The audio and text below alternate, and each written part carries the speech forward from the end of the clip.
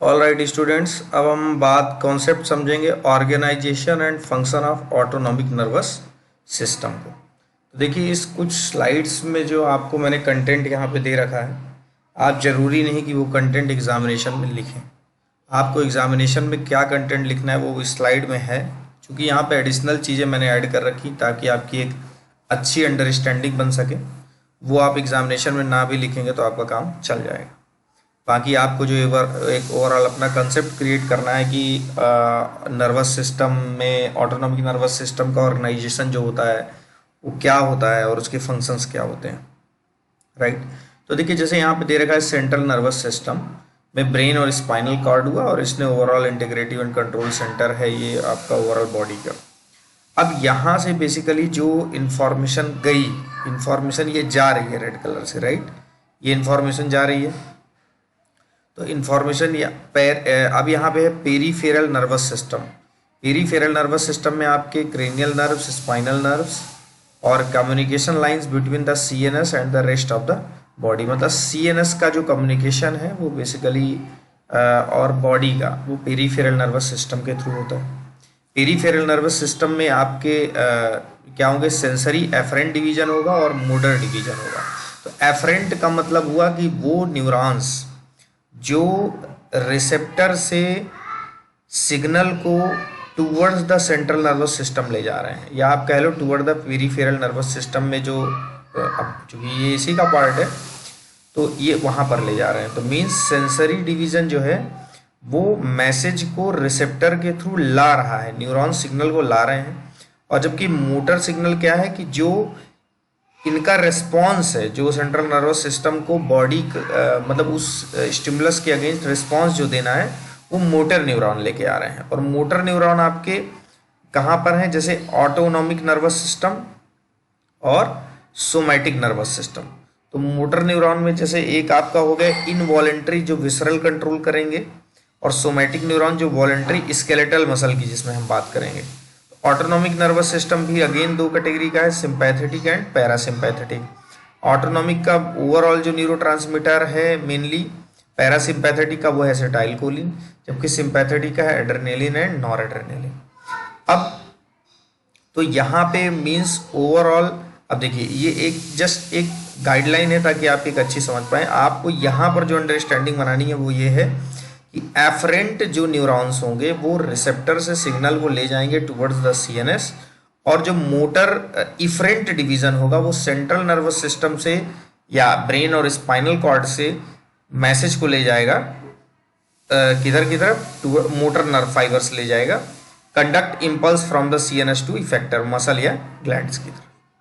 तो ये एक जस्ट एक लाइन, आप इसको आप एग्जामिनेशन में बनाते नहीं बनाते ऐसा कोई इशू नहीं है, बनाना मैंडेटरी नहीं है। अब देखिए यहाँ पे दो सब डिवीजन आप पेरीफेरल नर्वस सिस्टम दिए हैं। अब पेरीफेरल नर्वस सिस्टम में बेसिकली एक तो सेंसरी एफरेंट डिवीजन है और मोटर एफरेंट डिवीजन है, जैसा कि मैंने यहाँ पे बताया सेंसरी और मोटर एफरेंट डिवीजन। तो वो क्या चीज है, सेंसरी क्या है, afferent. Afferent brings information from receptor to CNS. अब एफरेंट फाइबर जो हमारे हैं रिसेप्टर से सीएनएस की तरफ मैसेज को ले जा रहे हैं। मतलब ये जो ब्लैक कलर का साइन आपका सीएनएस की तरफ लगा, देखिए यहाँ से हार्ट से सिग्नल किधर जा रहा है, सीएनएस की तरफ, तो ये आपका एफरेंट फाइबर हुआ। इसी तरीके से ये आपका मोटर फाइबर है, ये भी आपका मोटर फाइबर है, ये आपका एफरेंट फाइबर है, क्योंकि ये रिसेप्टर से किधर जा रहा है, सेंट्रल नर्वस सिस्टम की तरफ सिग्नल को लेके जा रहा है, और ये आपका मोटर फाइबर है। तो motor efferent division carries commands from the CNS to muscle and glands. अब ये स्पाइनल कॉर्ड है, ब्रेन, राइट। तो अब इस तरीके से हम देखते हैं, जैसे कि अब इस चीज पे जो हमारा मोटर न्यूरॉन है उस पे या तो आपका सिंपैथेटिक होगा या पैरासिम्पैथेटिक। तो जैसे पैरासिम्पैथेटिक मोटर फाइबर जो है वो एसिटाइलकोलिन को मेनली रिलीज करेंगे, और जो सिंपैथेटिक मोटर फाइबर हैं जो सीएनएस से मैसेज को ले जा रहे हैं टुवर्ड्स द ऑर्गन या ग्लैंड, मसल या ग्लैंड्स, वो हमारा एड्रेनलिन या नॉर एड्रेनलिन होगा। तो ये एक अंडरस्टैंडिंग आप इसमें बना पाएंगे कॉन्सेप्ट। अब हम बात करें तो थोड़ा सा ऑटोनॉमिक नर्वस सिस्टम, जो ये नाम पड़ा बेसिकली कि हम एएनएस को ऑटोनॉमिक नर्वस सिस्टम मतलब इसको क्यों बोला, तो बेसिकली इसकी ये है कि लैंजले जो थे उन्होंने 1898 में इनको ये ऑटोनॉमिक नर्वस सिस्टम नाम दिया, बिकॉज क्योंकि जो somatic nervous system skeletal muscle को कंट्रोल करता है, और somatic nervous system voluntary control करता है किसको, स्केलेटल मसल को। जबकि ये जो सिस्टम होता है पैरासिम्पैथेटिक ऑटोनॉमिक नर्वस सिस्टम, ये इंडिपेंडेंट होता है किसी भी वॉलेंट्री कंट्रोल के। मतलब ऑटोनॉमिक नर्वस सिस्टम में इनवॉलेंट्री होता है, यहाँ पे वॉलेंट्री नहीं होता। तो इसीलिए इसको में हम बोलते हैं कि जो ये पैरासिम्पैथेटिक हो चाहे सिम्पैथेटिक हो, चूंकि ये वॉलेंट्री नहीं है, ये इनमें एक तरीके की क्या है, ऑटोनॉमी है, मतलब ये खुद से रेगुलेट होते हैं, राइट। इसीलिए इसको चूंकि ऑटोनॉमी पाई जाती है, इसलिए इसको ऑटोनॉमिक नर्वस सिस्टम नाम दिया गया। अब बात कर लेते हैं ऑटोनॉमिक नर्वस सिस्टम की डिस्टिंक्ट जो डिवीजन है बेसिकली, तो sympathetic, parasympathetic and enteric division होता है। अभी हम डिटेल डिस्कस करेंगे सिंपैथेटिक और पैरासिम्पैथेटिक को। इंटेरिक हमारा मेनली फोकस्ड होगा गैस्ट्रोइंटेस्टाइनल ट्रैक्ट में, मीन्स इंटेरिक नर्वस सिस्टम में। तो ये हम बाद में स्टडी करेंगे। मेनली हमारा यहाँ पे हमको जो ऑटोनॉमिक नर्वस सिस्टम में कवर करना है वो सिंपैथेटिक और parasympathetic. Autonomic nervous system concept of autonomic efferents. तो ऑटोनॉमिक एफरेंट्स का मतलब है कि कुछ ऐसे एफरेंट्स होंगे जैसे मोस्ट विसरल नर्व्स जो होंगी, जो रिसेप्टर ऑर्गन से निकल के कहाँ पर जा रही हैं, सेंट्रल नर्वस सिस्टम में। वो नॉन माइलिनेटेड नेचर की होती हैं, विसरल ऑर्गन से निकलती हैं। They mediate visceral pain as well as cardiovascular, respiratory and other visceral reflexes के लिए रिस्पॉन्सिबल होती हैं। Central autonomic connection. अब सेंट्रल ऑटोनॉमिक कनेक्शन क्या है कि जैसे ऑटोनॉमिक इफरेंट में मान लीजिए ऑटोनॉमिक इफरेंट्स, ये जैसे मैं इस डायग्राम से आपको दिखाता हूँ, देखिए ऑटोनॉमिक एफरेंट का मतलब है बेसिकली कि यहाँ से ये सिग्नल लेके गई, सेंसरी फाइबर भी इसको हमने बोल दिया। अब ये यहाँ पे इसका क्या होगा, एक कम्युनिकेशन होगा, मीन्स आप कह सकते हैं एक प्रोसेस चलेगी, उससे एक जॉइंट होगा सेंट्रल न्यूरॉन, और सेंट्रल न्यूरॉन से फिर ये अटैच होगा मोटर न्यूरॉन, जो ऐसे सप्लाई करेगा वापस कि रिस्पॉन्स क्या आना है ये मोटर न्यूरॉन से। मीन्स इसके और इसके बीच में फाइबर का कनेक्शन होगा जिसको हम सेंट्रल कनेक्शन बोलते हैं। तो वही सेंट्रल ऑटोनॉमिक जो कनेक्शन है, the highest seat regulating autonomic function is in the hypothalamus. Hypothalamus में पोस्टीरियर एंड लेटरल जो होते हैं ये सिंपैथेटिक के लिए होते हैं, जबकि एंटीरियर और मीडियल न्यूक्लियाई ये पैरासिम्पैथेटिक के लिए होते हैं। तो ये चीज़ आपको याद करनी पड़ेगी, इसमें कोई ऐसा टेक्निकल समझाने वाली बात नहीं है। आपको समझना पड़ेगा कि posterior and lateral nuclei is for primarily sympathetic and the interior and medial nuclei for parasympathetic. Next हम बात करते हैं जैसे many autonomic centre like pupillary, vagal and respiratory centre are located in the mid brain and the medulla in relation to cranial nerves. Autonomic efferent क्या है, the motor limb of the ANS is anatomically divided into sympathetic and parasympathetic. Means जो motor neuron है वो basically divided है sympathetic और parasympathetic. Many organs receive both sympathetic and parasympathetic innervation and the two subdivision are functionally antagonistic in majority of these. Most of the time आप इसको देखेंगे, बाद में भी आपका एक कॉन्सेप्ट क्लियर होगा कि सिंपैथेटिक और पैरासिम्पैथेटिक एक दोनों को बैलेंस करके चलते हैं। अगर पैरासिम्पैथेटिक हार्ट रेट को कम कर रहा है फॉर एग्जांपल, तो सिंपैथेटिक हार्ट रेट को बढ़ाता है। इसी तरह इनके और भी फंक्शंस हैं। तो बेसिकली ये एक दूसरे को बैलेंस करते हैं और हम ये कह सकते हैं मेजॉरिटी ऑफ केसेस में ये फंक्शनली एंटागोनिस्टिक होते हैं। The cranial nerves involve in parasympathetic nervous system. जो cranial nerve parasympathetic nervous system में इन्वॉल्व होती है वो basically oculomotor, facial, glossopharyngeal and vagus nerve होती है। तो ये आपको पॉइंट याद ही रखना पड़ेगा क्योंकि इससे कंसेप्ट आप बाद में क्लियर बनेंगे।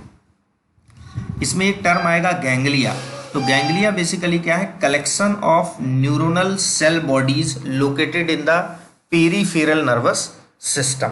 पेरीफेरल नर्वस सिस्टम में जो कलेक्शन ऑफ सेल बॉडी है, पेरीफेरल सिस्टम मतलब बोल दिया apart from central nervous system. तो away from central nervous system, peripheral nervous system में कलेक्शन ऑफ सेल बॉडी को आप क्या बोलते हो, ganglia.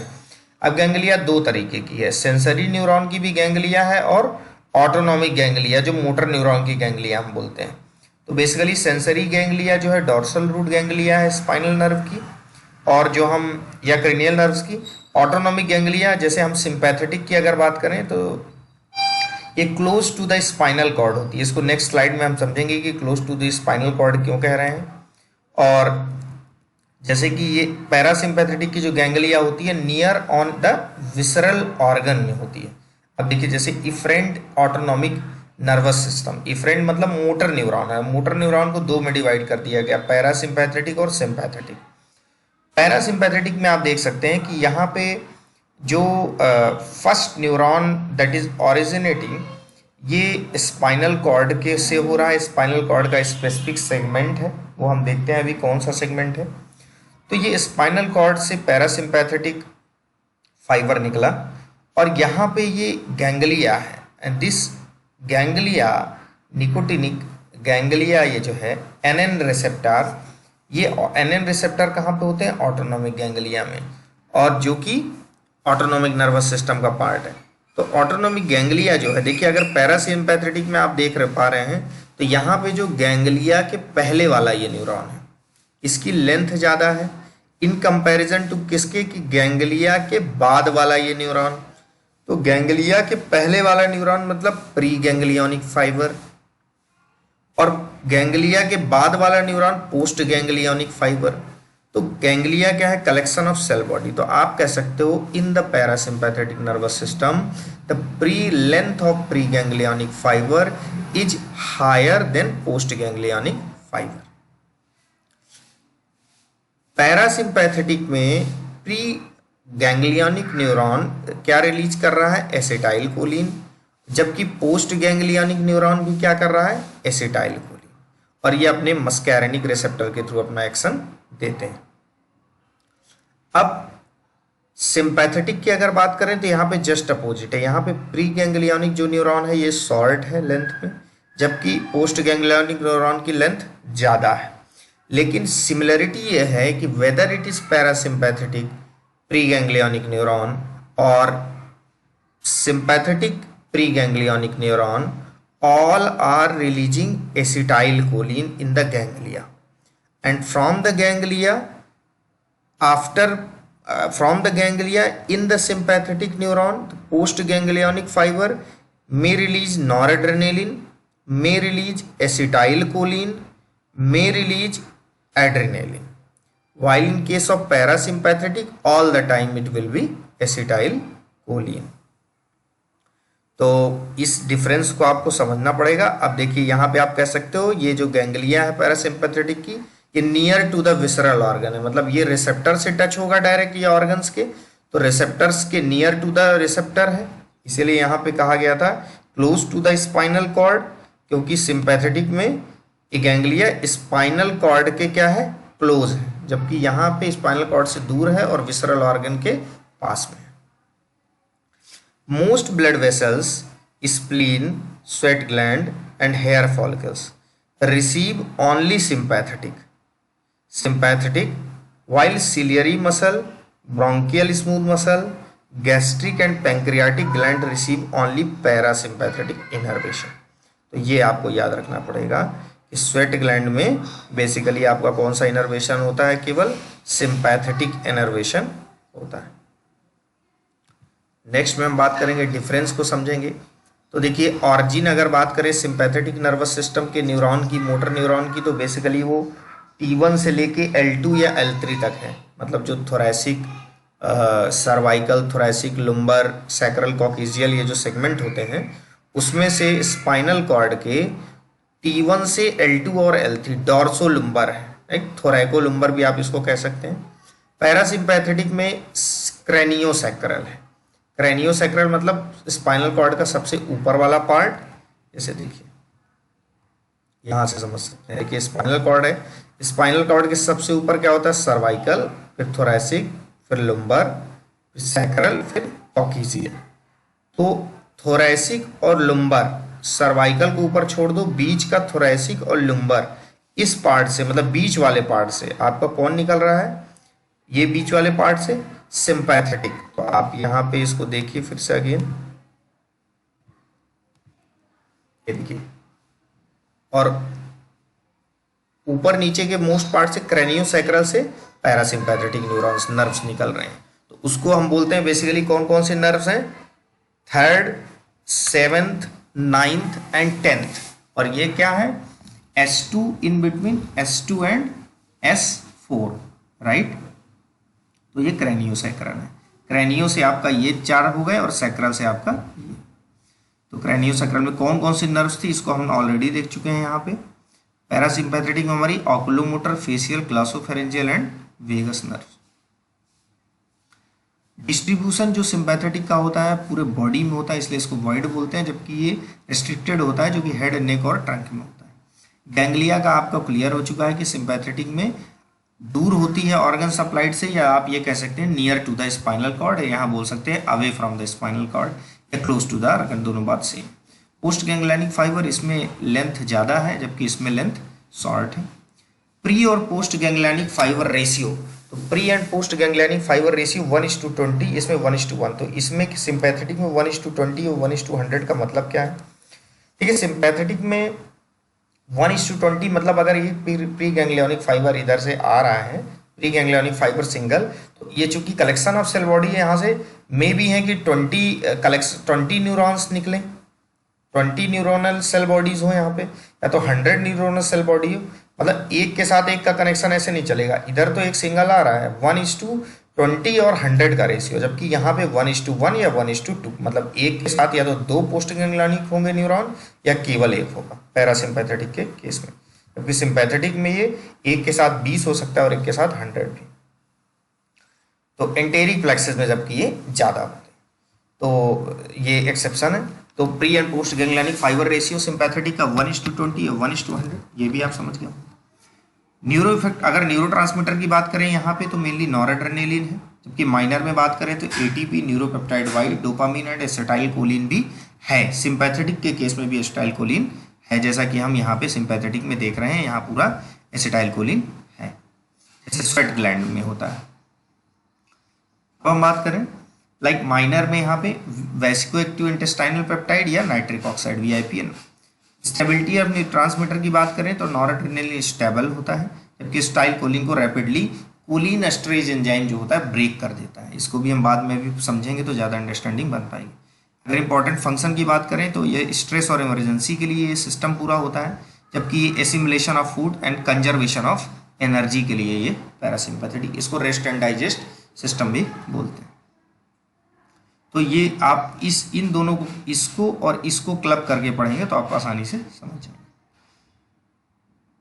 Function of autonomic nervous system में जैसा कि मैंने ऑलरेडी बताया कि सिंपैथेटिक को इमरजेंसी वाला बोलते हैं। तो सिंपैथेटिक में प्यूपल डायलेट होगी, सलाइवेशन, इसमें देखिए कुछ ट्रिक्स हैं। जैसे पैरासिम्पैथेटिक में सारे जो सिक्रीशंस है बॉडी के वो बढ़ेंगे, चाहे तो आप म्यूकस सिक्रीशन ले लीजिए, सलाइवा का सिक्रीशन ले लीजिए, ग्लैंडुलर सिक्रीशन ले लीजिए, जबकि यहाँ पे सारे सिक्रीशंस कम होंगे। यहाँ पे जो भी फंक्शन होगा, क्योंकि ये सिंपैथेटिक है, यहाँ पे आपको क्या हार्ट रेट बढ़ेगी, इमरजेंसी वाला है। डायलेटेड एयरवेज, आप दौड़ेंगे तो आपको ज़्यादा ऑक्सीजन अमाउंट की जरूरत पड़ेगी। और यहाँ पे डाइजेशन के लिए जस्ट अपोजिट होगा, चूंकि रेस्ट एंड डाइजेस्ट इसको बोलते हैं, तो डाइजेशन के लिए पूरी तरह रिस्पॉन्सिबल होगा। जैसे सलाइवेशन को इंक्रीज करेगा, स्टमक एक्टिविटी को बढ़ाएगा, गॉल ब्लैडर की एक्टिविटी को बढ़ाएगा, इंटेस्टाइन की एक्टिविटी को बढ़ाएगा। तो ये आपका ओवरऑल रेस्ट एंड डाइजेस्ट के फॉर्म में आप इसके फंक्शन को लेंगे, और इसमें इमरजेंसी के फॉर्म में तो आप इसके फंक्शन रट लेंगे। जैसे यहाँ dilate people, constrict people, inhibit salivation, just opposite है, तो ये आप इसको लर्न कर लेंगे ये। और आप चूंकि हम पैरासिम्पैथेटिक को जब सेपरेट पढ़ेंगे तो वहाँ पे डिटेल पढ़ेंगे कि आखिर इसने डायलेट क्यों किया, इसने इनहिबिट क्यों किया, तो वो यहाँ पे एक फंक्शन लिखने की बात है, तो आपको वो उस तरीके से लिखना है। और इसकी अंडरस्टैंडिंग इस तरीके से बनानी है कि सिंपैथेटिक इमरजेंसी के सारे काम के लिए है, और जबकि पैरासिम्पैथेटिक रेस्ट के लिए, राइट। रेस्ट है, इट मीन्स हार्ट रेट इसमें स्लो हो रही होगी, इसमें इमरजेंसी है मीन्स हार्ट रेट बढ़ रही होगी। तो इस तरीके से आप एक दूसरे को रिलेट कर सकते हैं। So this is all about organisation and function of central nervous autonomic nervous system, right. Thank you very much.